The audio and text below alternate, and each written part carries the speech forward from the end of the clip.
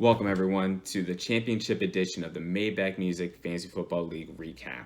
And first off, I just want to say thank you, everyone, for being so patient for this episode. It's been a tough time for everybody, and at one point, we didn't even think we would get funding. But it looks like we got the green light, and it looks like we will have a season 2 of the Maybach Music Fantasy Football League recap.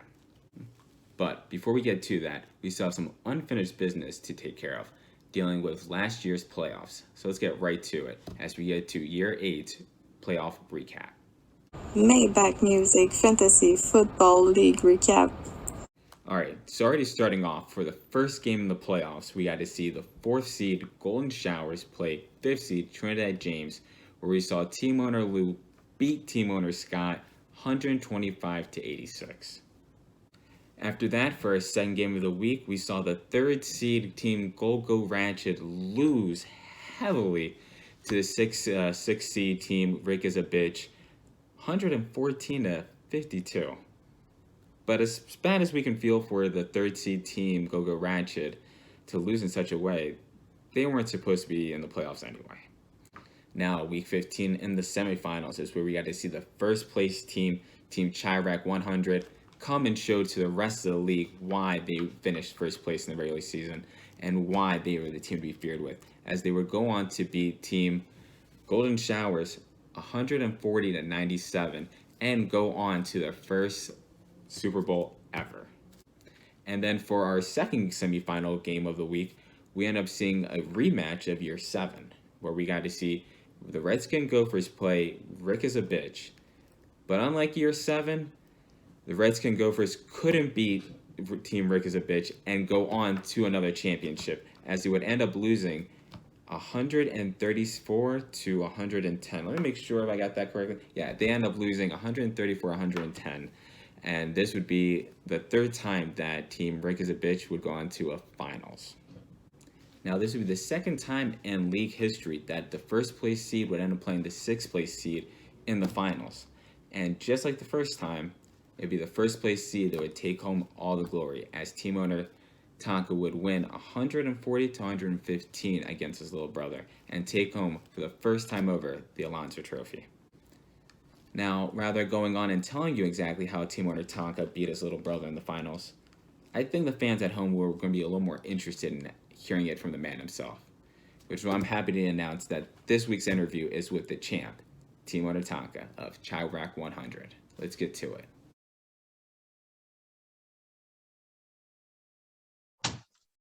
Team owner Tonka, man, it's been a while. I'm glad you're here to have us, or not even team owner Tonka. It's champ, right? Yes, you already know Chirac, duck your taco.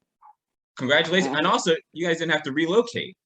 No, I'm still on vacation, you know what I mean? So, you know how that goes. It's about to kick me out the city. I put the city in ring, you know what I mean? So I'm still here for at least a couple years. A couple you know more how years. That go. Unless they Doug Peterson me, but we'll see how that go. Now, just to give the fans at home, just to give a little bit of a background. So last time we talked, it was week 7. You're about to play Kai in week 8. You were in 4th place. He was in 7th place. Fast forward, you guys end up playing each other again, but this time it's in the finals, where you finished 1st in the season, he finished 6th. And just like you did week 8, you ended up beating your brother, but this time 140-115. Yeah, What was that like? Twice. I beat him twice that year. Yeah, I know it was an epic year. You know, that's little bruh. You know what I mean? So, do you guys still talk? Big brother. That's, you know, it's a little bit personal. It's a little bit hate going around, but at the end of the day, you know, I'm big brother, so I would never let my little brother beat me anything. You know what I'm saying? Unless it's 2K, because he got me in that. But anything else in real life, I'm cooking. So I beat him twice. I said I was going to do that, but I said that at the beginning of the year when people laugh at me for drafting my team. I already knew what he was going to do. I knew he was going to win, and I proved it week in and week out. You know, so just to beat him twice and to beat him for the chip, you know, that was like the best feeling. You know what I mean? It could have been you, but he beat you. So, but it was him. It was him. Hey, it would have been. True. This reporter Rick, excuse me. It could have. I was gonna say, team owner Rick. Ironically, team owner Rick had played Kai the year before and beat him, went to the finals, but then team owner Rick lost the finals. So it was only fair that Kai ended up beating him last year to go to face you. But what was interesting is just the way you started that season, because you had started that season, I believe you were two in the start, you started 1-3, and then from then on out, you went 9-1. Like you just switched it completely. You did what every fantasy football owner dreams of doing when they start out bad. You gave hope. What is that like to be now the figure of hope in this league? Um, you can do it, right? Like that's what I'm going to say. That's a message to the people. Don't I'm gonna say this: don't trust in your hometown players all the time because you got an emotional, tie to them. I think that my first I started off 1-3 because I was believing in Carson Wentz because he just was an Eagle. So like I'm like, man, we gonna get it together.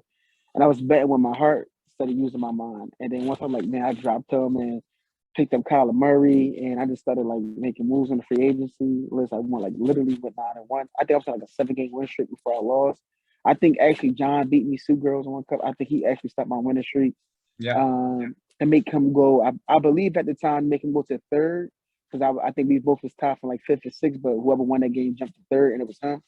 But I still wound up finishing like top seed and still winning the chip though. But so I would tell people like just don't invest in your hometown team players sometimes. Like you just gotta let them go. And I had to move on from Carson Wentz, which is ironic because I got him on my team this year as my backup because Russ went down, so he had to start for me last week, and he actually didn't do too bad at all. So that was actually a good pickup. So I'm gonna ride this out with Wentz again next week, and Russ still hurt. So let's just see how that goes. I mean, so speaking about quarterbacks, you were the one that last year you were riding high with the after Carson. You had Watson and Kyle Murray. Now in the finals, you had both of them, and you decided to go with Murray, and he only got you 16 points, but Watson got you 27 on the bench. But regardless, that's not even what saved you. What won you was Devontae Adams, and that's something Adams, you he called. was. You know what? Listen, shout out to Sean Watson. He was going through the scandal. I should have known that he was going to ball his last game of the season. Because he didn't play football all this year, so I wasn't even thinking. So that was a bad management move on my behalf. Kyler Murray always struggled towards the end of the season, though, so I wasn't even thinking. Like he started off hot, and like just like this year, he started off hot. Now teams, I think the Cardinals. I still think that he's going to slow up towards the end of the season. We'll see, but yeah, Devontae Adams, man, arguably the best wide receiver in the league. And arguably got the best quarterback in the league, the best thrower in the league, shall I say? He had finished You out already for know you. What was it? Yeah, he won the yeah, game for you. 32 I, points. That is what yeah. Then he had I think 3 touchdowns that game, if I'm not mistaken. I'll do the reset and I'll put it underneath when I do the And edits, but must have had I that many just kept I just points. kept saying alert of Devontae Adams in the red zone scored. Devontae Adams, Devontae Adams. I'm like, oh shit. So that was definitely like the breaking point. And I also believe my tight end was cooking that game too. I think he came for 2 people I didn't expect to really hold me down because Kyler Murray was putting up 30 points a game last year, and he's like dropped down. Yeah. Now, on a follow-up, I guess I owe you an apology because I was one of the people that said it. You were called at one point the worst, what is it, the worst franchise in league Yeah, history. yeah, And then that following year, that same year, you won the championship. Did that just was what people were calling you that? Did that just get to you and just gave you inspiration to really ball out? You know what, Rick, being an Eagles fan that bleed green, I'm used to it. Like Eagles had one of the had one of the worst trash franchises with a lot of winning seasons, but wasn't a lot of results.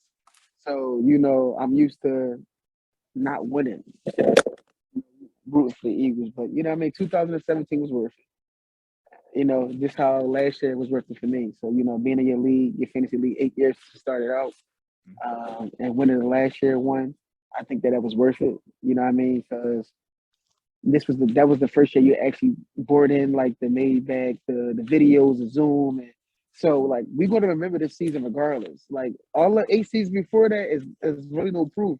You're right, Last it's not season we documented. had proof.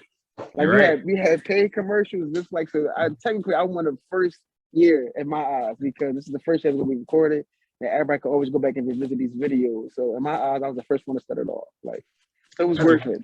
that's a great way to look at it, Team Talk. Yeah. So what is it fair enough to say that you consider yourself the Eagles of the Maybach Music Fantasy Football League?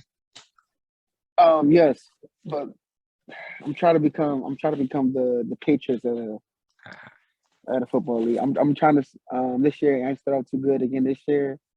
I just won last week. Hopefully, I win this week, and I just got to win a little 5-game, 6-game winning streak. Because I always say, if I'm in the playoffs, I want to make some noise. So that's just how that turned out. I look forward to catching up with you the rest Yes. later on this season to see how we're doing, how we're progressing, and then hopefully we can do another championship special for your second This ring. mark week 13. I think that week 13 is going to be something special, and I'm not going to be where I'm at in the rankings. I guarantee you that.